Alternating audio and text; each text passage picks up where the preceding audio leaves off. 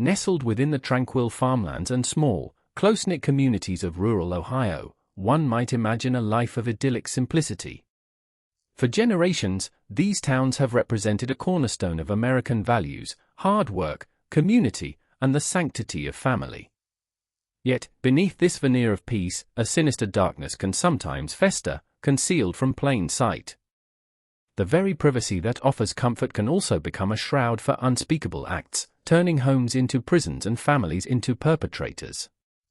This is the story of how that tranquility was shattered.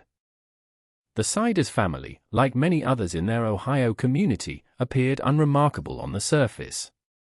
They were homeowners, parents, seemingly navigating the everyday challenges and joys of family life. To neighbors and casual acquaintances, they were just another household, contributing to the fabric of the community in their own quiet way. This outward perception of normalcy, however, would later become a stark contrast to the disturbing reality that lay hidden behind closed doors. Their home, once a symbol of family, would soon be seen in a terrifying new light. The facade of normalcy began to crack in October 2012, when 17-year-old Carly Siders vanished. What started as a missing persons report quickly escalated into a full-blown community crisis. Carly's absence sent ripples of fear and confusion through the quiet Ohio town. It was the kind of event that simply didn't happen here, shattering the illusion of safety that residents had long taken for granted. Initial efforts focused on locating a runaway or a possible abduction, but as days turned into weeks, a more sinister possibility began to emerge. In the immediate aftermath of Carly's disappearance, the community mobilized with a heartfelt urgency. Volunteers, alongside local law enforcement, scoured the surrounding woodlands, fields, and abandoned structures, hoping against hope to find any trace of the missing teenager. K-9 units were brought in, their trained senses searching for scents that might lead to Carly. Every possible avenue was explored, but each passing day without a breakthrough only deepened the despair and amplified the chilling realization that Carly was not merely lost, but truly gone. The initial optimism slowly gave way to a gnawing fear. As the conventional search yielded no results, investigators were forced to shift their focus, a pivot that often leads to uncomfortable questions within the victim's inner circle. The Siders family, initially perceived as grieving parents, soon found themselves under closer scrutiny. While a natural part of any missing persons case, this intense examination began to reveal inconsistencies and unsettling details in their accounts. The tight-lipped nature of some family members, coupled with a general reluctance to fully cooperate, raised red flags, transforming what began as sympathy into growing suspicion. As the investigation into Carly's disappearance deepened, faint whispers from the past began to surface. Neighbors, former teachers, and social workers started recalling subtle but disturbing incidents involving the Siders household. Allegations of neglect, disciplinary issues that bordered on abuse, and a general air of secrecy around the family became more pronounced. These were not direct accusations of murder, but rather unsettling patterns that painted a picture of a home where something was profoundly wrong, long before Carly vanished. These nascent concerns, once dismissed, now took on a chilling new significance. The investigation took a dramatic turn when Carly's mother, Rebecca Siders, was arrested. The initial charge was obstruction of justice, a seemingly minor offense that hinted at much larger secrets being kept. This arrest sent a shockwave through the community, turning the collective grief into bewildered outrage. How could a mother be involved in concealing information about her missing daughter?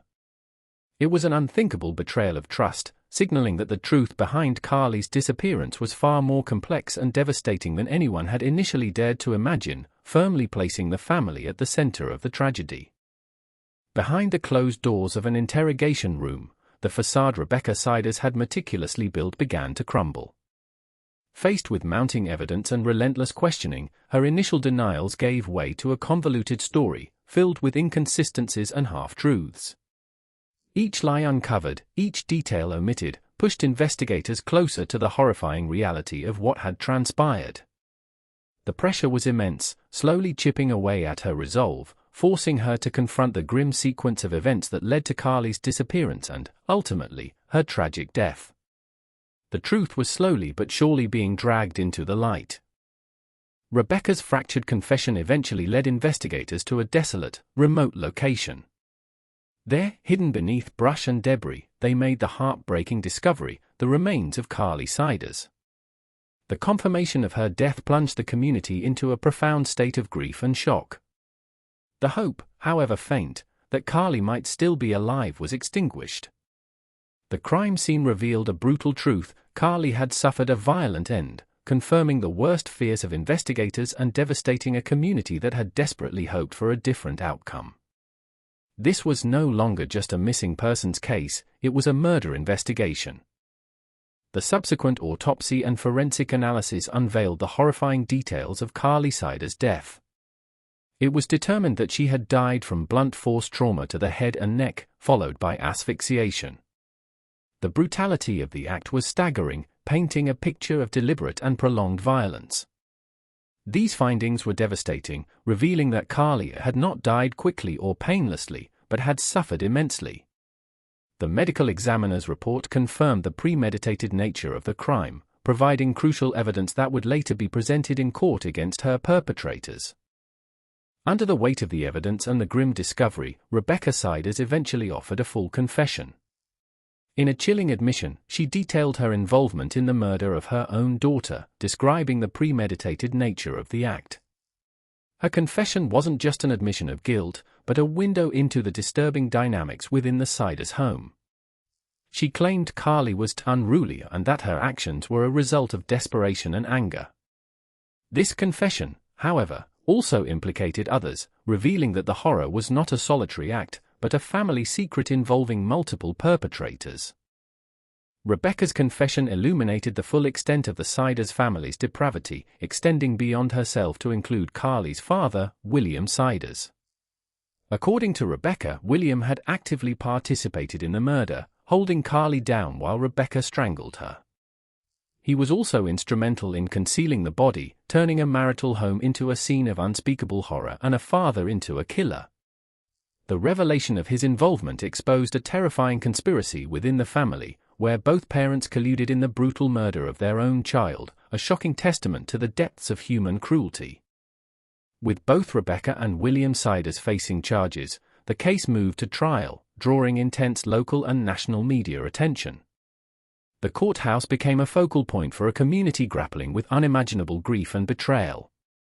The proceedings were a meticulous, agonizing unraveling of the grim events, as prosecutors presented evidence and testimonies painting a picture of systematic abuse culminating in murder.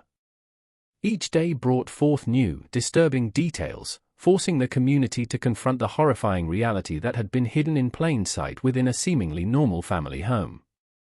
During the trial, the prosecution presented a compelling case, weaving together Rebecca Siders' confession, forensic evidence, and corroborating witness testimonies.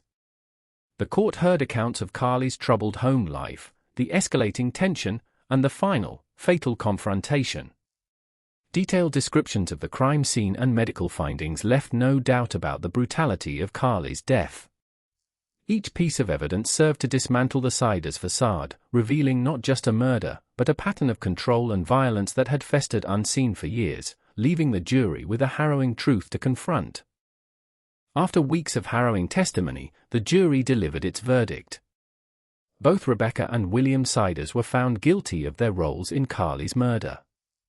The pronouncement of guilt, while providing a measure of closure, did little to alleviate the deep sorrow felt by the community. It confirmed the darkest fears, that Carly had been murdered by the very people meant to protect her. The verdict was a stark reminder that evil can reside in the most unexpected places, even within the confines of a family home, shattering trust and leaving indelible scars on everyone involved. Justice, though slow, had been served. Following their convictions, Rebecca and William Siders faced their sentencing. Rebecca Siders received a life sentence, ensuring she would spend the remainder of her days incarcerated for the brutal murder of her daughter. William Siders was also handed a lengthy prison sentence for his complicity and the concealment of the crime. While no legal judgment can ever truly compensate for the loss of a life, the sentences delivered a clear message that such horrific acts will not go unpunished. It marked the final chapter in the legal battle, bringing a form of accountability for Carly's untimely death. The Siders case left an indelible mark on the Ohio community. The shock and grief were profound, as residents struggled to reconcile the image of a quiet, rural town with the horrifying reality that had unfolded. Vigilant neighbors questioned what signs they might have missed, fostering a painful process of self-reflection. The tragedy served as a somber reminder that even in seemingly peaceful environments, darkness can exist. The community united in mourning Carly, ensuring her memory would live on, and collectively vowed to be more vigilant, to listen to whispers, and to protect their most vulnerable members. The Siders family home, once an unassuming dwelling on a quiet street, now stands as a grim monument to the unspeakable acts committed within its walls. Overgrown and silent, it symbolizes the hidden horrors that can exist behind the facade of ordinary life. It serves as a stark reminder that appearances can be deceiving, and that the greatest threats sometimes come from within. The house remains a chilling testament to a family that turned against itself, leaving a legacy of pain and a permanent scar on the community, a silent witness to a story that shocked a nation. The Siders family case compels us to look beyond the surface, to recognize that abuse can flourish in silence, even in communities where everyone seems to know everyone. It highlights the critical importance of recognizing warning signs, listening to children, and fostering environments where secrets cannot fester into tragedies. This story is not just a recounting of a horrific crime, but a powerful cautionary tale about the complexities of family dynamics, the signs of hidden abuse, and the collective responsibility we share to protect the innocent and ensure that no child's cries go unheard. At the heart of this dark narrative is Carly Siders, a young life tragically cut short. She was a daughter, a sister, and a member of a community that now grieves her loss. Her story serves as a poignant reminder of the victims of hidden violence, whose voices are silenced far too soon. As we reflect on the Siders family and the house of horrors they created, it is Carly's memory that endures, a solemn call to vigilance, empathy, and unwavering commitment to justice for all children. Her spirit reminds us of the profound value of every life, and the imperative to protect those who cannot protect themselves.